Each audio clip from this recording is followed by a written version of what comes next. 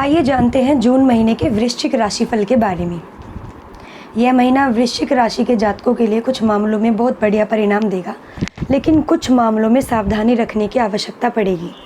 सर्वप्रथम तो आपको इस बात का ध्यान रखना होगा कि बेवजह किसी के झगड़े में ना उलझे, अन्यथा उसमें आपको परेशानी उठानी पड़ सकती है। जहाँ तक व्यापार की बात है तो आपको इस महीने अच्छी सफलता मिलने की संभावना है। बहुत सारे व्यावसायिक साझेदार अगर आपके हैं या आपसे जुड़े हुए हैं तो उनसे थोड़ी सतर्कता बरतें, क्योंकि उनमें से कुछ आपके विरुद्ध जाने का प्रयास कर सकते हैं। नौकरी करने वाले जातकों के लिए यह महीना उम्मीदों से भरा रहने वाला है। आपको पदोन्नति मिल सकती है, आपकी आमदनी में बढ़ोतरी भी हो सकती है। प्रेम संबंधों के लिए यह महीना मानसिक तनाव के साथ साथ कुछ खुशी भरे पल प्रदान करेगा। आप प्यार में सब कुछ करना चाहेंगे, लेकिन हो सकता है कि आपको अपने प्रियतम से उतना ना मिले जितना आप उनसे उम्मीद कर रहे हैं। वैवाहिक जीवन बिता रहे जातकों को अपने वैवाहिक जीवन में धूप छांव का सामना करना पड़ेगा। एक तरफ तो आपके रिश्ते में बहुत ज़्यादा प्यार होगा, तो दूसरी तरफ ही तकरार भी होगी। सावधानी में ही बचाव है, इसलिए वाद विवाद से दूर रहें। पंचम भाव के स्वामी देवगुरु बृहस्पति सप्तम भाव में विराजमान रहकर आपके प्रेम विवाह के योग बना सकते हैं। स्वास्थ्य को लेकर कुछ सावधानियां बरतनी होगी। भले ही मंगल महाराज छठे भाव में अपनी राशि से होकर सहयोग बनाएं और आप अपने विरोधियों पर भारी पड़े, लेकिन आपके राशि स्वामी होने के कारण और उससे छठे भाव में होने के कारण स्वास्थ्य समस्याएं बढ़ा भी सकते हैं, इसलिए कुछ सावधानी रखनी अपेक्षित होगी। ऊपर से मंगल के ऊपर शनि की दृष्टि भी होगी, इसलिए वाहन सावधानी पूर्वक चलाएं और किसी से लड़ाई झगड़ा ना करें। विद्यार्थियों को छोटी मोटी समस्याओं के बाद अपनी पढ़ाई में अच्छा प्रदर्शन करने का मौका मिल सकता है। मंगल महाराज के कारण आप किसी लंबी विदेश यात्रा पर जा सकते हैं, हालांकि आपके खर्चे अधिक होंगे। आइए अब आपके कार्य क्षेत्र के बारे में हम बताएंगे। करियर की दृष्टिकोण से यह महीना कई मामलों में अनुकूल रहने की संभावना दिखाई दे रही है। दशम भाव के स्वामी सूर्य महाराज अपने से दशम भाव अर्थात सप्तम भाव में विराजमान रहेंगे। उनके साथ देवगुरु बृहस्पति, बुध महाराज और शुक्र महाराज भी विराजमान होंगे। सूर्य देव की स्थिति के कारण आपको नौकरी में अच्छी पदोन्नति मिलने के भी योग बन रहे हैं। आपका काम सराहनीय होगा। आपको आपके वरिष्ठ अधिकारियों द्वारा सांत्वना के साथ साथ कुछ अच्छा प्रतिफल भी प्राप्त हो सकता है। इस प्रकार महीने का पूर्वार्ध आपके लिए बहुत अनुकूल रहेगा, लेकिन 12 जून को शुक्र, 14 जून को बुध, फिर 15 जून को सूर्य देव के मिथुन राशि में अष्टम भाव में चले जाने से कार्य क्षेत्र में थोड़ी सावधानी आपको बरतनी पड़ेगी। आपसे कुछ गलतियां भी हो सकती है, कुछ उपयोगी बातें बाहर आ सकती है जिनका असर आपके काम पर पड़ सकता है, इसलिए अपनी ओर से कोई गलती करने की कोशिश ना करें और सावधानी रखें।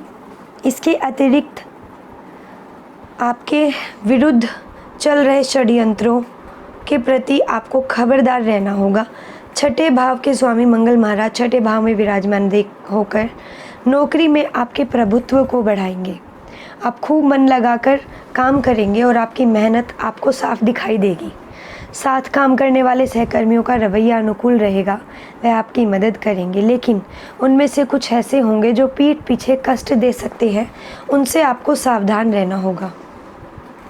वह आपकी मदद करेंगे, लेकिन उनमें से कुछ ऐसे होंगे जो पीठ पीछे आपको दिक्कत देंगे। भले ही आपका वह कुछ ना बिगाड़ पाएँ, लेकिन कुछ समय के लिए परेशान जरूर करेंगे। व्यापार करने वाले जातकों के लिए महीना अच्छा रहेगा। सूर्य, बृहस्पति, बुध और शुक्र एक साथ आपके सप्तम भाव में विराजमान रहेंगे। व्यापार में प्रगति के योग बनेंगे। नए नए ऑर्डर आपको प्राप्त हो सकते हैं, जिनसे आपके व्यवसाय को विस्तार मिलेगा। हालांकि अगर आप साझेदारी में व्यवसाय करते हैं तो आपके साझेदार यदि एक से ज़्यादा हैं तो कुछ सावधानी रखनी होगी, क्योंकि उनमें से कुछ आपके विरोध में जाने का प्रयास कर सकते हैं। यदि आप अकेले काम करते हैं या आपका केवल एक ही साझेदार है तो आप ज़्यादा परेशान होने की आपको आवश्यकता नहीं पड़ेगी। व्यापार में अच्छी उन्नति के योग बनेंगे। हालांकि इस दौरान आपका कोई व्यावसायिक साझेदार भी अच्छा लाभ प्राप्त कर सकता है जो आपसे भी ज़्यादा होगा, इसलिए आँख कान खुले रखें। व्यवसाय में विस्तार होने के योग बन रहे हैं। अपनी ओर से प्रयासरत रहे। महीने के पूर्वार्ध में सरकारी क्षेत्र से सफलता मिल सकती है, लेकिन महीने का उत्तरार्ध कमज़ोर रह सकता है। कोई भी ऐसा कार्य ना करें जिससे कानूनन आपको परेशानी उठानी पड़े।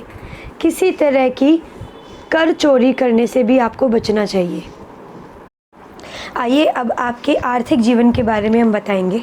यदि आपकी आर्थिक स्थिति को देखा जाए तो यह महीना मध्यम रूप से फलदायक रहने की संभावना है। सप्तम भाव में बैठे दूसरे भाव के स्वामी देव गुरु बृहस्पति आपके प्रथम भाव, तृतीय भाव और एकादश भाव को देखेंगे, जिससे आपकी आमदनी में बढ़ोतरी होगी। आपकी दैनिक आमदनी भी अच्छी रहेगी, जिससे धन की कोई कमी आपको परेशान नहीं करेगी। राहु महाराज पूरे महीने पंचम भाव से सब एकादश भाव पर प्रभाव डालेंगे, जहाँ पर पहले से ही केतु महाराज विराजमान है। इससे आपकी आर्थिक स्थिति अनुकूल रहेगी और आपकी आमदनी में बढ़ोतरी के योग बनेंगे। हालांकि राशि स्वामी मंगल महाराज छठे भाव में अपनी राशि के होकर द्वादश भाव को देखेंगे, तो कुछ खर्चे भी बढ़ सकते हैं। इन खर्चों से निजात पाने के लिए आपको कुछ प्रयास करने होंगे। व्यापार में अच्छी सफलता मिल सकती है, जिससे धन लाभ हो सकता है। एकादश भाव के स्वामी बुध महाराज सप्तम भाव में अर्थात अपने से नवम भाव में गोचर कर रहे हैं, जिससे आर्थिक लाभ प्राप्त होगा। हालांकि महीने के उत्तरार्ध में बुध शुक्र सूर्य के साथ अष्टम भाव में जाएंगे। यह समय आर्थिक चुनौतियां बढ़ा सकता है। किसी भी तरह के नए निवेश से आपको बचना चाहिए, नहीं तो नुकसान भी उठाना पड़ सकता है। राहु महाराज पंचम भाव में बैठकर आपको शॉर्टकट से धन कमाने के रास्ते दिखाते रहेंगे।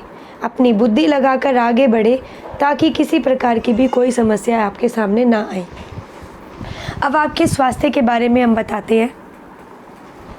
यह महीना स्वास्थ्य के दृष्टिकोण से उतार चढ़ाव से भरा रहने की संभावना दिखाई दे रही है। सर्वप्रथम तो आपके राशि स्वामी मंगल महाराज छठे भाव में विराजमान हैं और उनके ऊपर शनिदेव की भी तृतीय दृष्टि पड़ रही है। पंचम भाव में राहु महाराज उपस्थित है और सप्तम भाव में बृहस्पति, सूर्य, शुक्र और सूर्य एक साथ विराजमान होकर आपको प्रभावित कर रहे हैं। इस प्रकार मुख्य रूप से आपका पंचम भाव, छठा भाव और सप्तम भाव प्रभावित हो रहा है।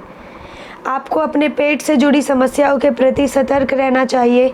पाचन शक्ति की कमी, रोग प्रतिरोधक क्षमता में कमी और मौसमी उतार चढ़ाव के कारण होने वाले रोग आपको चपेट में ले सकते हैं। इससे आप बीमार भी रह सकते हैं। हालांकि मंगल महाराज छठे भाव में बैठकर एक तरफ तो आपको परेशानियां देंगे, लेकिन दूसरी तरफ उनसे लड़ने की हिम्मत भी वो आपको देते रहेंगे। आप इन चुनौतियों से बाहर निकल जाएंगे। महीने के उत्तरार्ध में 12 जून को शुक्र, 14 जून को बुध, 15 जून को सूर्य, तीनों ही आपके अष्टम भाव में चले जाएंगे। यह समय स्वास्थ्य को पीड़ित कर सकता है। उल्टे सीधे खान पान और अनियमित दिनचर्या के चलते आप बीमारी के चपेट में आ सकते हैं। इसलिए अपने आप को स्वास्थ्य समस्याओं से दूर रखने की कोशिश करें। सबसे अच्छी बात यह रहेगी कि 3 जून से देवगुरु बृहस्पति अवस्था में आ जाएंगे और वहाँ से वह आपके प्रथम भाव को देखेंगे, जिससे आपको बल देंगे और आप इन स्वास्थ्य समस्याओं से बाहर निकलने में कामयाब भी रहेंगे। अब आपके प्रेम व वैवाहिक जीवन के बारे में हम बताना चाहेंगे। यदि आप किसी प्रेम संबंध में हैं तो यह महीना आपके लिए उतार चढ़ाव से भरा रहने वाला है, क्योंकि एक तरफ तो आप अपने प्रियतम के साथ कुछ बातों पर असहमत रहेंगे, जिससे आपका मानसिक तनाव बढ़ेगा, आपके बीच तकरार बढ़ेगी। लेकिन आपके अंदर जो प्रेम की इच्छा है आपके पार्टनर के लिए कुछ भी करने के लिए उतारू बनाए रखेगी। आप उनके लिए कुछ भी करने के लिए तैयार दिखेंगे, जिससे आपका प्रेम जीवन अच्छे से चलेगा। लेकिन अगर किसी मुद्दे पर असहमति है तो प्यार भरे लहजे में भी आप बात को समझाने की कोशिश कर सकते हैं। तो धीरे धीरे ही सही पर आपकी बात वो समझ जाएंगे और आपकी परेशानियां दूर हो जाएंगी। आप इस महीने उन्हें कहीं अच्छी जगह घुमाने लेकर जा सकते हैं। अब हम वैवाहिक जातकों की बात करें तो सप्तम भाव में बृहस्पति, सूर्य, बुध और शुक्र ग्रहों का जमावड़ा होने के कारण आपके जीवन साथी से प्रेम से आप ओत-प्रोत रहेंगे। आपका पार्टनर आपकी कद्र करेगा, आपको प्रेम देंगे, आपके साथ कंधे से कंधा मिलाकर हर जिम्मेदारी उठाना उन्हें पसंद आएगा। उन्हें लगेगा कि आप उनके जीवन में सबसे अच्छी हैं। वे अपने मन की व्यथा भी आपसे कहेंगे और आपके साथ समय बिताना पसंद करेंगे। आप दोनों साथ मिलकर अपने वैवाहिक जीवन को और भी खूबसूरत बनाने के प्रयास करेंगे। हालांकि सूर्य देव के कारण बीच बीच में कुछ तनाव बढ़ सकता है, वे महीने के उत्तरार्ध में दूर हो जाएंगे। जब सूर्य और शुक्र तीनों ही अष्टम भाव में चले जाएंगे, अकेले देव गुरु बृहस्पति सप्तम भाव में रहेंगे, तब आपके वैवाहिक जीवन में और भी ज़्यादा खुशियाँ आएंगी।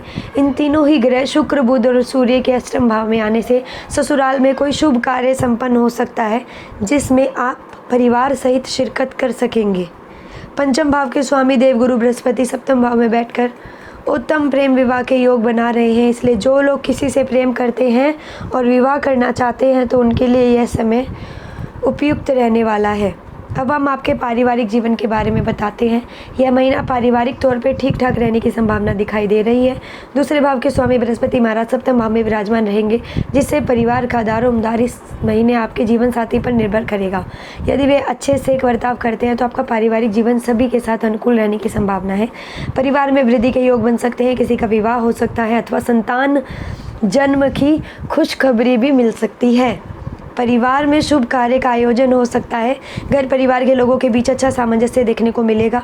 तीसरे भाव के स्वामी शनि महाराज चतुर्थ में पूरे महीने विराजमान रहेंगे। भाई बहनों का पूरा सहयोग मिलेगा, वह आपका सुख बढ़ाने वाले होंगे, उनकी वजह से आपको खुशियाँ मिलेंगी, आप रात भर सांस लेंगे। चतुर्थ भाव में शनि महाराज अपनी ही राशि के काम में व्यस्त रहेंगे, परिवार को समय कम दे पाएंगे और फिर जितना भी समय आप अपने परिवार को देंगे वह कम ही लगेगा, क्योंकि आप बहुत अच्छे विचारों से परिवार में अपनी माँ, अपने पिताजी से कुछ समय भी बिताएंगे। इससे आपके बीच की दूरियां कम होगी और परिवार का माहौल और भी बेहतर हो जाएगा।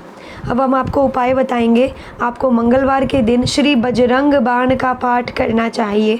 मंगलवार के दिन किसी उद्यान में अनार का पौधा लगाएं और छोटे बालकों को फूल और चने का प्रसाद बांटें। श्री दुर्गा माता जी की पूजा करने से राहु के दुष्प्रभाव में कमी आएगी। अपने गले में एक सोने का सूर्य रविवार के दिन प्रातःकाल 8 बजे पूर्व ग्रहण करें। ऐसे ही हमारी अन्य राशि को जानने के लिए हमारे चैनल लोक सेवा धर्म को सब्सक्राइब करें व वीडियोस को लाइक करना ना भूलें।